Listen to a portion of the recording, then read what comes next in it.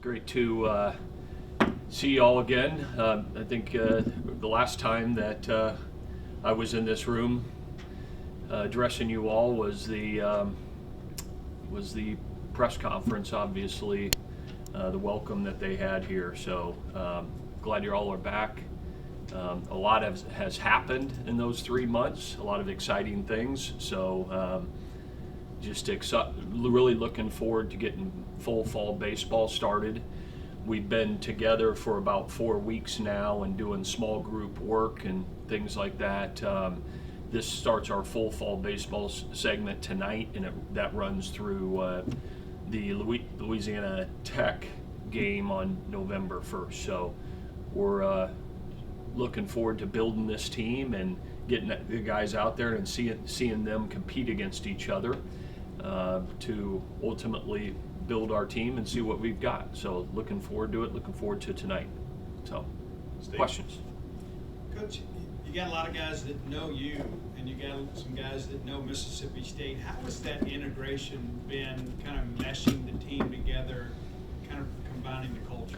Yeah, well, it's been a lot of fun for sure, and certainly there's a few players that have previously played for me that came here from Virginia, but I've really made a full conscious effort to having them not lead things, right? To just instill what I believe in of how a college baseball program needs to be run and how they need to go about their business. But I got to tell you, in the first 4 weeks together, it's been impressive when you have 15 returning players, 18 transfers, and 8 freshmen. To see them very, very quickly in the clubhouse connect with each other, encourage each other, push each other, has been really a bright spot for me in these first 4 weeks, is to see them come together, working together for a common goal. So, Robbie? Coach, Robbie Falk with Starkville News and On 3.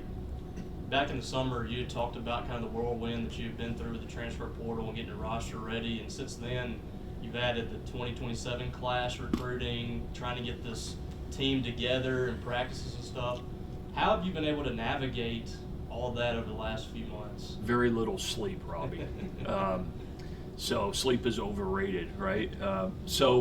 It's like I had said, first and foremost, it was to build this year's roster, and that's what our focus was on.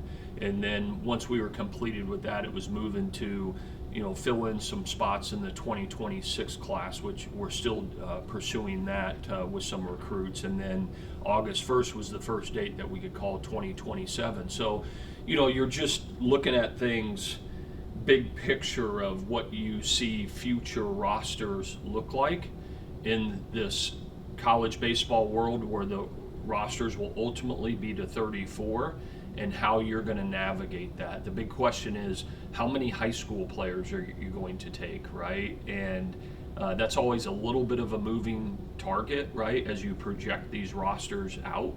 I still believe at its foundation, I said this here 3 months ago, that you still have to have elite high school players, even at the highest level of college baseball, ultimately, if you want to sustain consistency at a high level. So we're focused on that.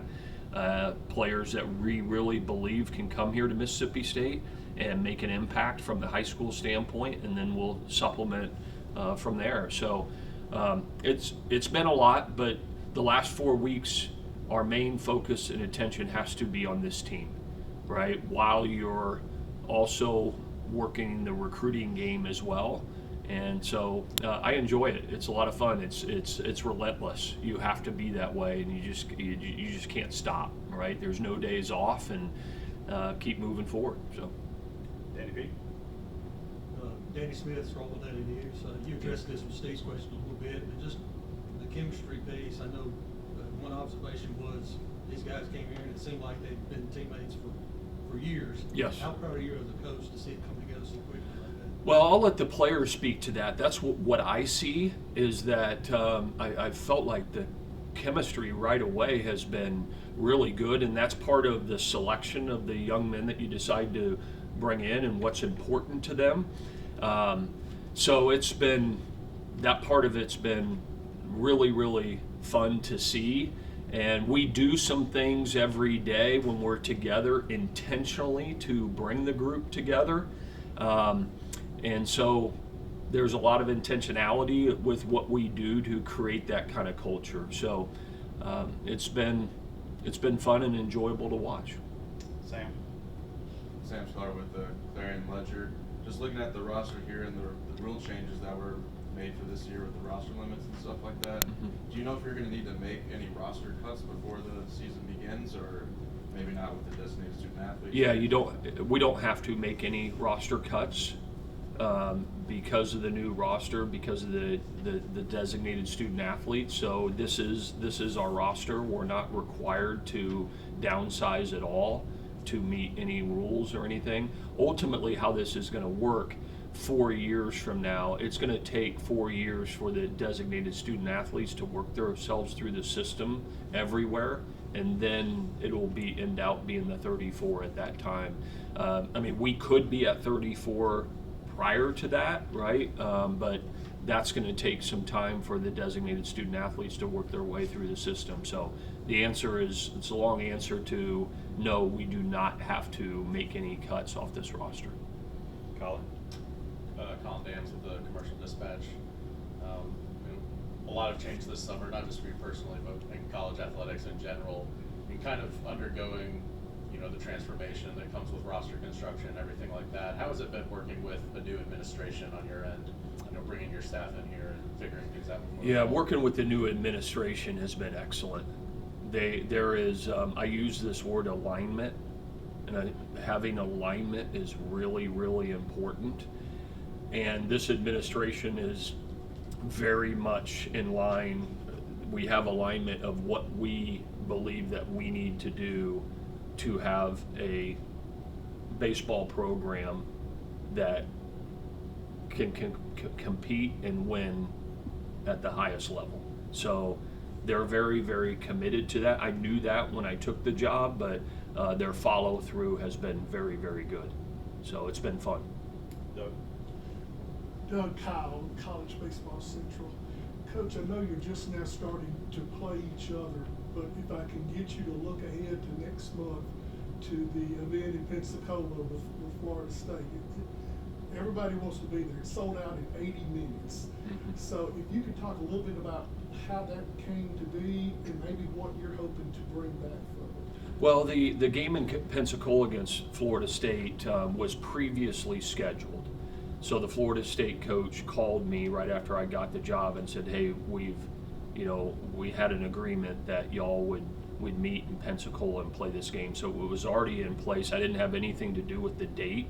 There was no wiggle room with it or anything. It just happened to fall on when the football team plays at Florida. So we're excited about that opportunity, just like we are the game here at home against Louisiana Tech. In college baseball, you get two of these opportunities to play somebody else in a different uniform. And so we're excited. It doesn't surprise me with our fan base that game sold out that quickly.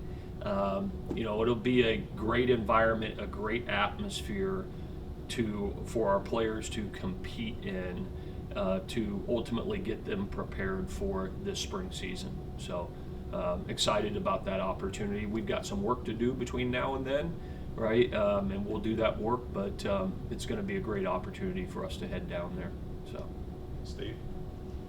You've been at this a long time, so I'm sure you've got a lot of friends within the league, but have you had any interactions with coaches around the league since you've been here, and if so, what's that reception been like? Yeah, not much interaction with coaches around the league. Candidly, 2 weeks ago was the SEC head coaches meeting in Birmingham for 2 days. Obviously saw all the coaches there and talked to them there, and have competed against all of them at some point in time in my coaching career. A lot of them in my time at Virginia competed against them, whether it be in Omaha or regional or super regional. And so listen, it's this league, the coaches, it's the highest level. It's competitive as heck.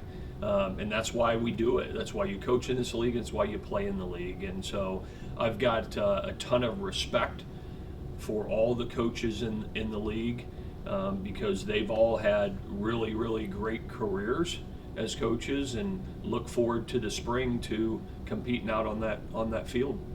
Sam?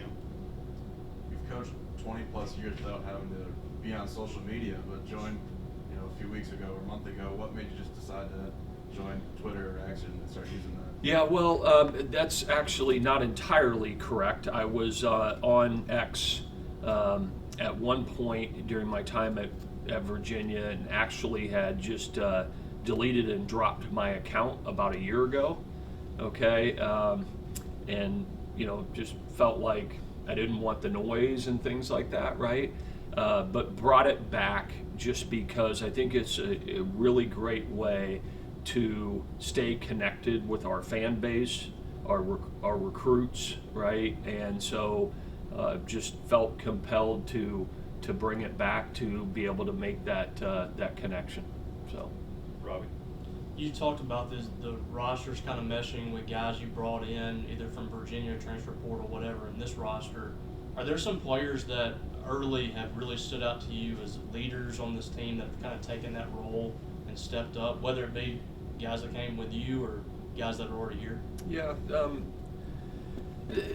that's been hard to. I think that'll play out over the next month or two to see that. But somebody like Bryce Chance, that this Mississippi State means so much to that young man, and you can see it in how he goes about his business and the words that come out of his mouth. It's really, really important to him. Somebody like Ben Davis, that certainly could have entered professional baseball, and the M over S, what it means to those guys is incredibly powerful, right? And so you see players like that when you're instilling a new culture and do things maybe a little bit differently than have been done before, seeing them reinforce things and say the right things is incredibly important. And I'll tell you, one of the things that the first team meeting we had, I had all the players get up individually and introduce themselves to their teammates, where they were from, position they play, and the returning Mississippi State players, I had each of them speak to what the M over S means to them.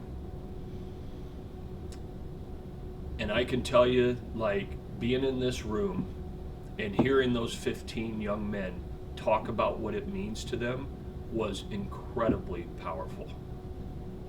It was awesome. That it's part of the fiber of who they are. And it was, I think, really impactful to the other guys that had not worn this uniform yet. And so leadership is crucial to being successful. The best teams are player-led teams. And when you have young men that have worn this uniform before, and it means so much to them, they're the guys, and other players that we brought in, they'll lead as well too. And who exactly those guys are, it'll play out over time here. David? David Murray, 24/7. Yeah. You've mentioned the fans several times here. The fact that you have so many open practices as well as the exhibition, the scrimmages, those games, how much of that is introducing your team to the fans, but also introducing the fans to your team? It's both, right? We have a lot of young men that have never played a game in this stadium, okay? And so the more fans that are in here is good for them, right? And to prepare them for what's going to happen this spring, right? So it serves both purposes, right? The outreach to the fans, that they can start to learn who the players are and their names and things like that, right? And see how they play, but it's equally as important for our players to have them in the stadium. Another reason I'm so excited about Pensacola, sold-out stadium. Wanted to make sure that one of our two fall games we played at home, the game against Louisiana Tech, I want to try to get as many people in this stadium as possible, not only for the fans to be able to enjoy it, but for our young men. So it serves both purposes for sure. Colin? Coach, you mentioned, you know, what the M/S means, you know, to a lot of these players that are coming back this year in terms of, you know, recruiting this part of the country and, Yes. you know, I guess becoming more part of the community of Starkville itself as well. What have you kind of learned about the weight that that carries, you know, with some of these kids who are looking to maybe play in the stadium one day? Yeah. It's more than the stadium and the fans. Listen, the stadium and the fans is like, it's the best in America, right? We all know that, right?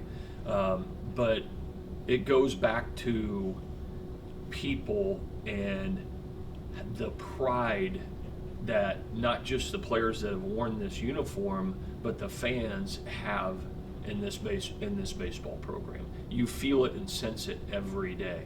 And when you talk to recruits out there, you know, some of them you're trying to educate them about that, right?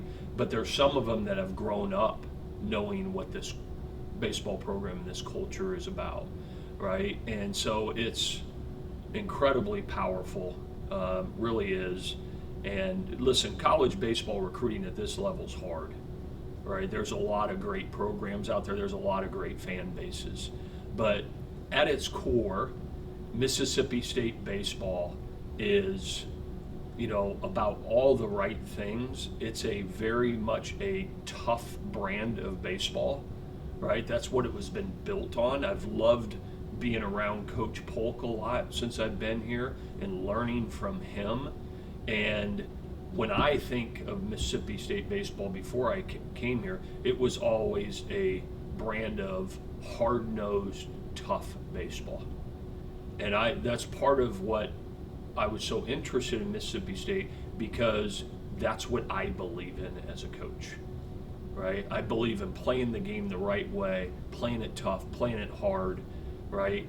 No prima donnas, playing with each other, right? And grinding it out in tough, hard-nosed baseball. And that's how we will play. And that's reflective of what the M/S means, part of it, so. Steve? We've had a few months now to work with Justin Parker.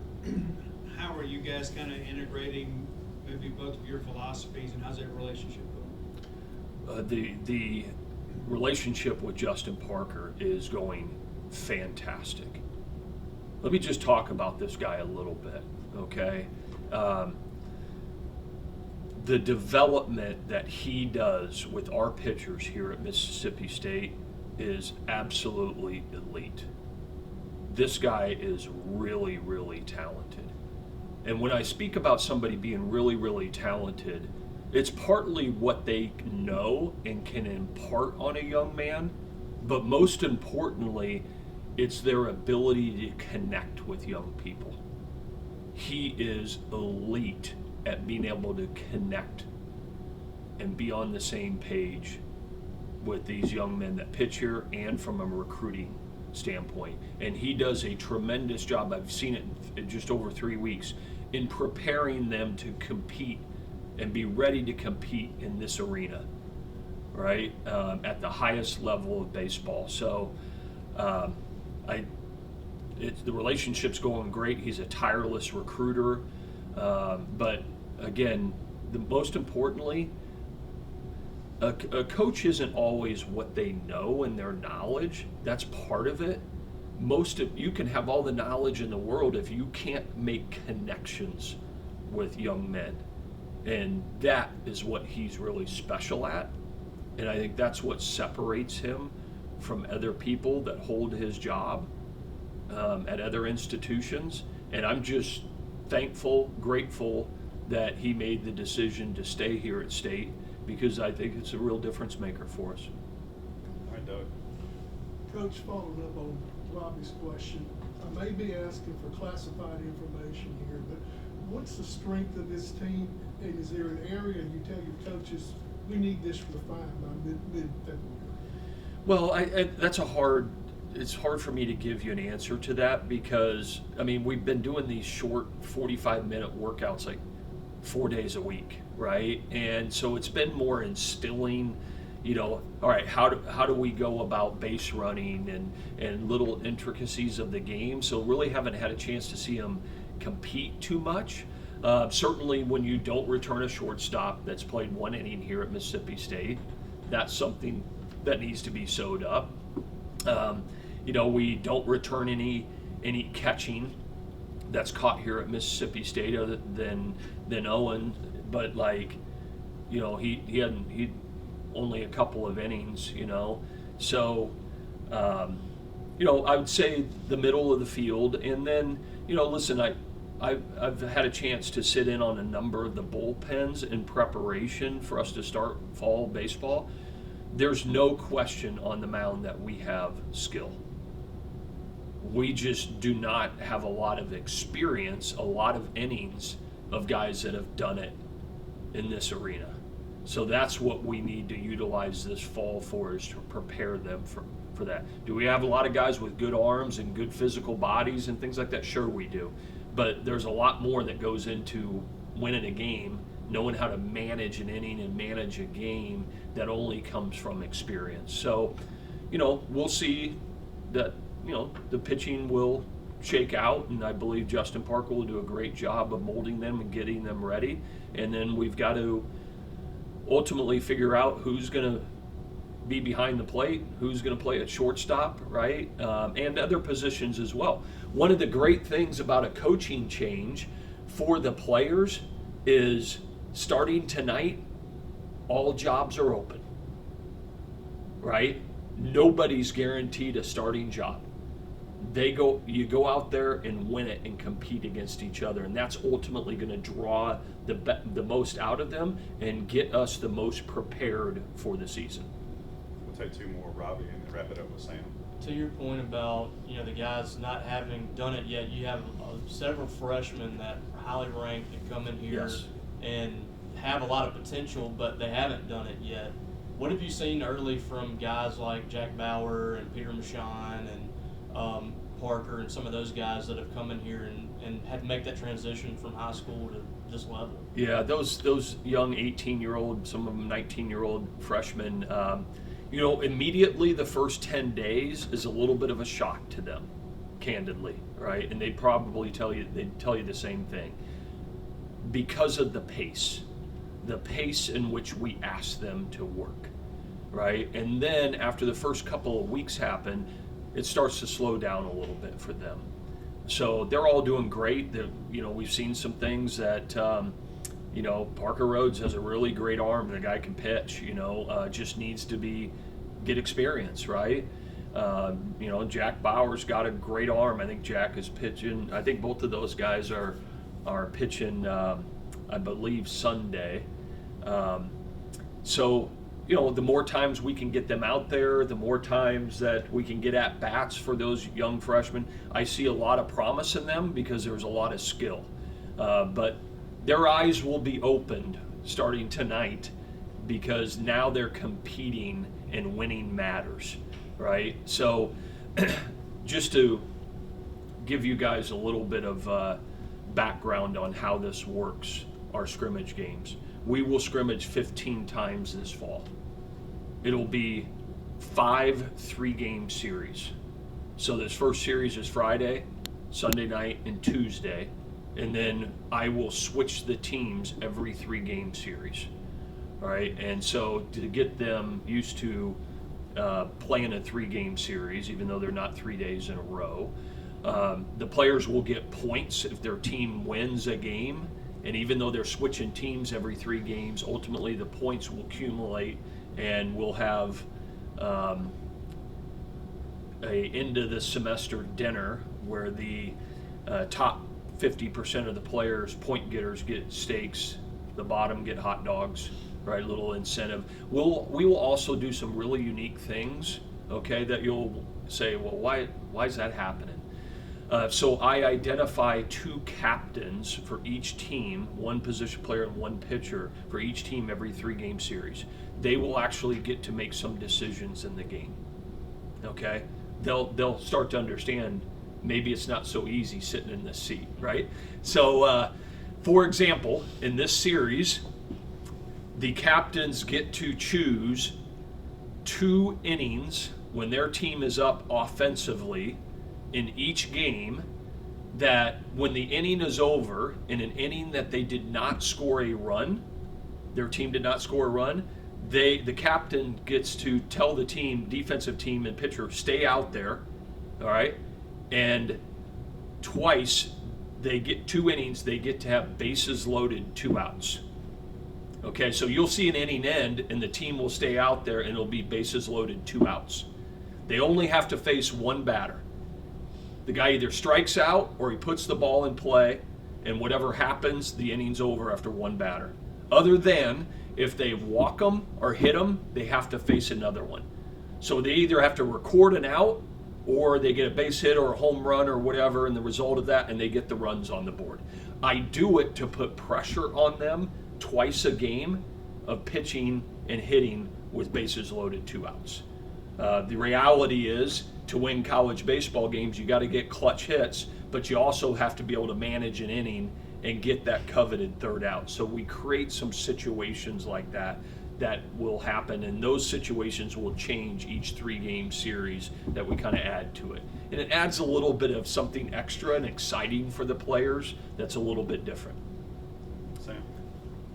There are a handful of college baseball teams that won't put out rosters in the fall, but we've got one right here. And so what makes you just comfortable doing that and instead of, keeping a roster hidden, I guess? Yeah, I can't speak to why those coaches do that. I'm not judging them. I don't know, why. I've always produced it right away when we started fall baseball, and I produce it because I want the fans that are sitting in the stands to be able to start to learn and get to know who the players are, right? And so I've got nothing to hide, right? Maybe at some point people did it because they had 55 players on the roster in the fall. I don't know, but this is the way I've always done it, and I will continue to do it. I do need to make one announcement, okay? And this was the right form to do it in, okay? I want to let you all know that Ace Reese had surgery on September 10th, okay, on his left foot to remove a small bone fragment from underneath his big toe, all right? It has been bothering him from quite some time, all the way since the middle of the season last year. I believe it was the Texas series that he came out of and didn't play the rest of the weekend. That's what this was, right? And Ace consulted with several orthopedic foot specialists over the last few months and decided that the right thing to do was to get this bone fragment removed. He will start ramping up activity in the next 4 or 5 weeks and will be is expected to be full go by December. So he will not be out there this fall, right? And so I would just, before we got started and people said, well, geez, why isn't Ace Reese playing? He had surgery on that on his big toe on his left foot. So